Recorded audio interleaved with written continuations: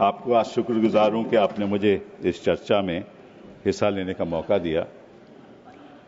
क्योंकि मेरे पास वक्त कम है, मैं केवल डेटा के बारे में बात करूंगा। जी, आपके समय है ये 4 मिनट, 4 मिनट्स।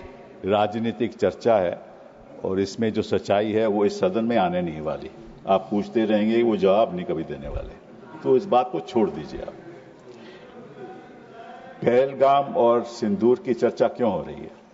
इसलिए हो रही है कि ऐसा हादसा पहलगाम में दोबारा न हो, इसीलिए हो रही है। और सिंदूर की कि भाई क्या हमारे पास इतनी शक्ति है कि पाकिस्तान हम ध्वस्त कर सकते हैं, इसीलिए बहस हो रही है। तो मैं आपको कुछ आंकड़े देना चाहता हूं। नड्डा साहब बैठे हुए हैं यहां। अक्टूबर 2024 में air chief marshal Amarpreet Singh addressed the Indian Air Force declining squadron strength, which had reached 31 squadrons, the lowest since 1965. Lowest since 1965.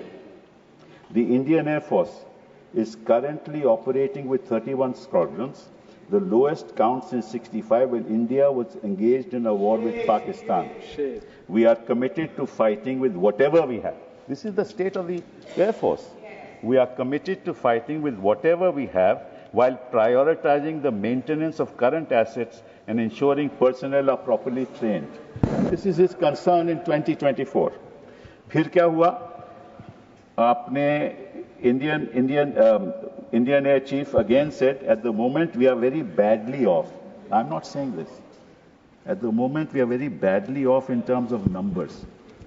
And the numbers that have been promised are also coming in very slow time, making a case for boosting production rate of fighters.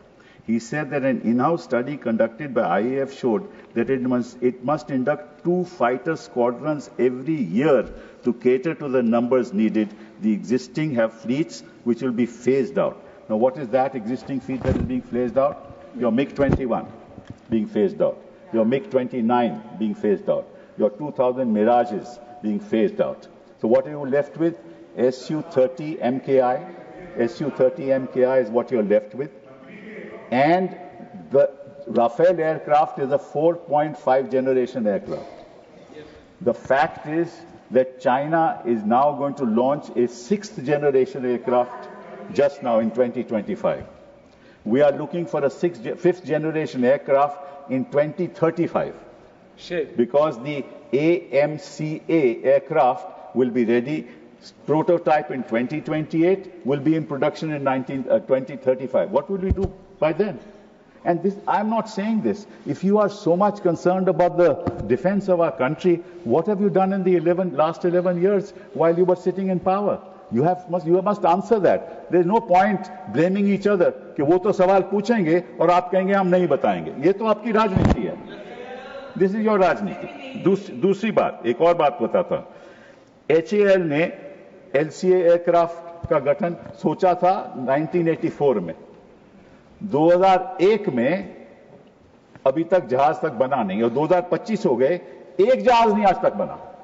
एक जहाज नहीं, जो हमने conceptualise किया था 1984 में। आप क्या कर रहे हो? दूसरी बात, तीसरी बात आपको बताना चाहता हूं, वो ये है कि पाकिस्तान के पास, हमारे पास तो ये 31 स्क्वाड्रन फेजिंग आउट के बाद 29 रह जाएंगे, और पाकिस्तान आज के दिन उनके पास 25 स्क्वाड्रन है, तो लगभग बराबरी है। और साथ साथ में 133 स्क्वाड्रन चीन के हैं। साहब आप मुझे नहीं, आपका समय समाप्त हो गया, समाप्त हो गया। मैं बैठ जाता, मैं बैठ जाता हूं। आपका समय समाप्त हो गया। सुनना नहीं चाहते तो मैं क्या कर सकते हैं? Your time is over. मैं कोई विवादित बात नहीं कर रहा, मैं देश के प्रति बात कर रहा हूं, कोई विवादित बात कर रहा हूं। मैं देश के प्रति आंकड़े बता रहा हूं देश की जनता को कि आप कितने संगीन हैं, आप अपनी देश की रक्षा के लिए क्या कर रहे हैं। समाप्त हो चुका है, इसलिए हमने बेल बजाया है। और मैंने अभी दूसरा स्पीकर को बुलाया है, doctor Sasmit Patra. Nothing will go on record. Doctor Sasmit Patra.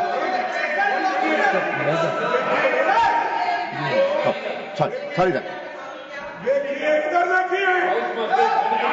Doctor Medha Vishwam Kulkarni. Medha जी।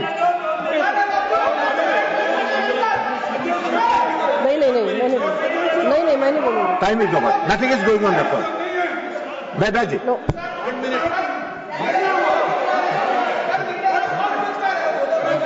पहले से समय कम है, मैं ऐसे भीड़ में नहीं बोलूंगी। उसको नहीं मिलेगा। that's 1 minute. I am giving you 2 minutes. Please complete in 2 minutes.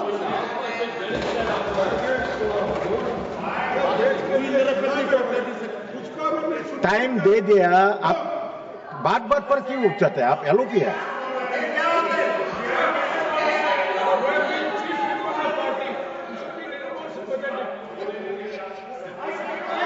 Mic, ये तो हो गई हमारी प्रेपरेशन की बात कि हमारे पास इतना साधन नहीं है कि हम पाकिस्तान को ध्वस्त कर दें। और हम लड़ाई केवल पाकिस्तान से नहीं लड़ रहे, पाकिस्तान और चीन एक साथ है। वो सारी टेक्नोलॉजी चीन पाकिस्तान को दे रहा है, स्पेशली कि उनके पास तो स्टेल्थ एयरक्राफ्ट्स हैं। हमारा ये जो राफेल है, it is a half stealth aircraft. It has got avionics but is only got half, it's got half stealth characteristics. बात तो है। अब बात आए हम सिंदूर ऑपरेशन पहलगाम की। जब पहलगाम में 26 लोग की मृत्यु हुई तो ऑब्वियसली टेररिस्ट 400 किलोमीटर अंदर आए थे और उनके पास AK-47 थे और बाकी भी औजार उनके पास थे, मॉडर्न थे।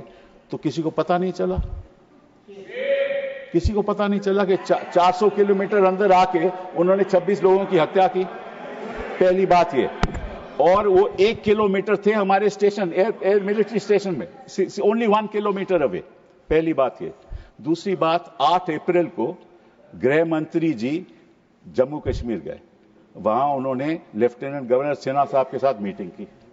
मीटिंग में उन्होंने कहा कि भाई हमारी व्यवस्था इंटेलिजेंस की क्या है बताइए हमें, और सिक्योरिटी क्या है बताइए हमें। 22 अप्रैल को यह हादसा हो गया और उसकी वजह यह है कि आपने उमर अब्दुल्ला को उस मीटिंग में बुलाया ही नहीं। अगर आप लीडरशिप को, एक मिनट लीडर, अरे मुझे बोलने तो दीजिए। अब ये देखो सर, मुझे अगर मुझे बोलिए, आप बोलिए। हाँ, मैं यही कह रहा हूं नहीं कर रहा है, आप बोलिए। इंफॉर्मेशन कहां से आती है?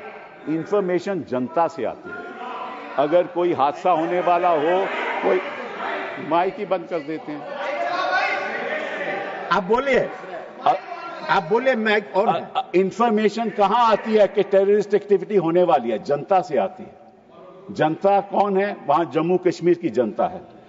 उसके लीडर कौन है? उमर अब्दुल्ला साहब। अब उनको मीटिंग में नहीं रखोगे, जनता के साथ आपका वार्तालाप नहीं होगा, बातचीत नहीं होगी, आपको इंफॉर्मेशन कहां से पहुंचेगी? इंफॉर्मेशन नहीं पहुंचेगी। और नड्डा साहब एक और बात, प्लीज डोंट इंटरप्ट। नड्डा साहब एक और बात बता दूं, आप 2014 में यूपीए सरकार चली गई। 2014 के बाद 16, 17, 18, 19, 20 जितनी मृत्यु सिविलियंस और सिक्योरिटी पर्सनल की हुई वो 2014 से कहीं ज्यादा थी। धन्यवाद, कहीं ज्यादा थी। धन्यवाद। मतलब क्या हुआ? धन्यवाद। 370 धन्यवाद डॉक्टर। आपने सब कुछ कर दिया। आपने वादा किया कि यहाँ को टेररिज्म खत्म हो गया है, वो सारा शिफ्ट हो गया जम्मू में। और आपने 1 लाख 80,000 जो मेहता जी बोलेगा आर्मी के लोग कम कर दिए।